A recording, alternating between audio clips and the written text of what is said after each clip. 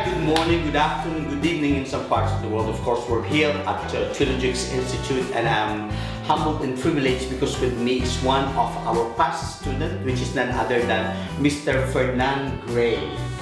I like your name. Alam mo, naalala ko sa pangalan mo yung 50 Shades of Grey. Hindi ka naman ganon. Hindi naman.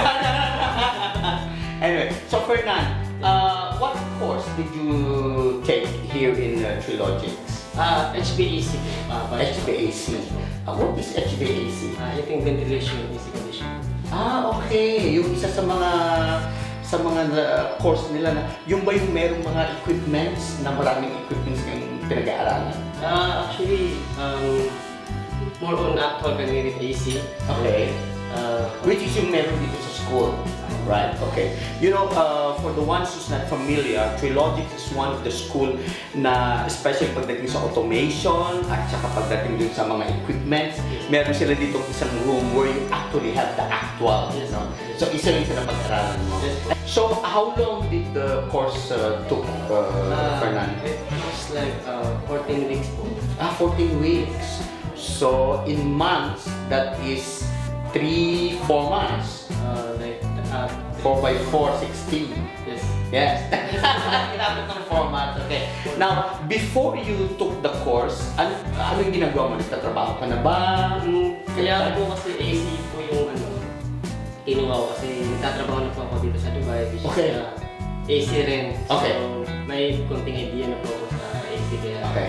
Yun po yung kinuha ko for dito. Okay. So, sa'yo, it's a further study para ma-improve yung kaalaman mo. Yes po, tsaka yung certificate. At saka yung certificate. Of course, once again po, all the courses that we have here in Trilogix are of course certified by the KHD, which is yun ang kailangan para ma-certify yung yung eligibility mo, yung documents mo for the particular course. Okay, so then natapos mo yung course so far. Kumusta naman? How did the course? Nag-enjoy ka naman? Hindi naman masulit yung mga instructor mo. Hindi ka naman pinipingon.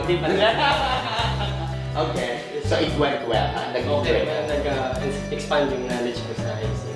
Okay, yeah. Especially meron ditong mga actual. Okay. And then, so what happened next? Kailan yung course mo? Just last year? Last year. Okay. Ano ka nag-graduate? Just last November then? Okay, as a first batch. Yes. So yung HVAC mo is your one of the first batch. Okay. So, what happened next after nun? So, nung natapos mo na yung course mo, nag-improve ba? Sabi mo, nag-improve ka sa kalaman. Pero pagdating sa work, may nagbago ba?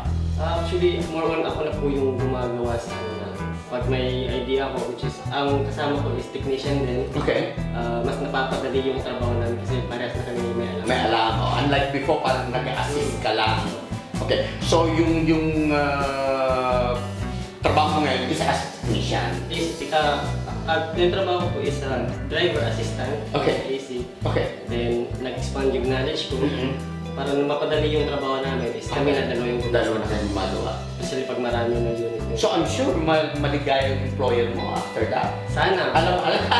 Alam niya. Alam na hindi pa niya alam. Kasi November, December, January, February, 3 months pa lang. Ano lang nakakaalam sa nag-school ko.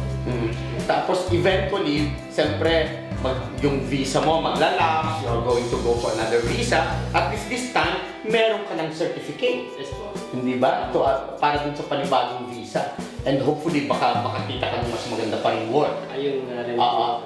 Kasi now you're certified, now you have the accreditation from KHD.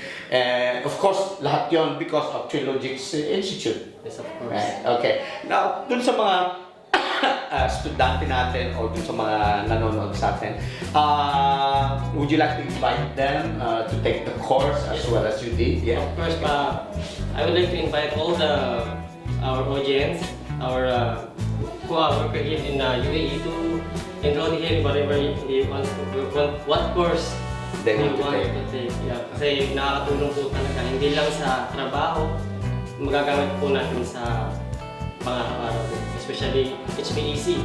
Pag may sira sa bahay nila, sila na po yung gagawa. Hindi na sila tatawag ng technician. At saka hindi mura ang technician dito. Magbabayad ka pa kukuha pa ng technician.